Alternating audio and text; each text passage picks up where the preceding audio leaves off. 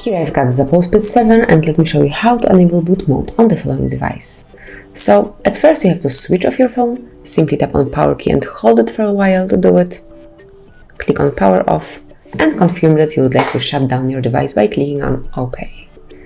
Wait a couple of seconds and then tap on volume up key and power key all together and hold them until you are in boot mode.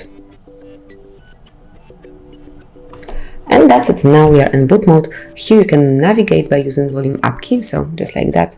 You can click on it and select, for example, recovery mode, fastboot mode or reboot to normal mode, and then you can select each option by tapping on volume down key. So let's go back to the standard mode by tapping on power down key.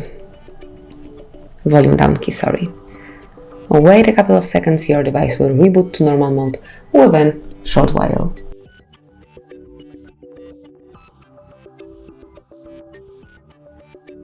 And that's it. As you can see, now you are back in the standard mode, so you can use your device as usually. Thank you for watching, please subscribe our channel and leave the thumbs up.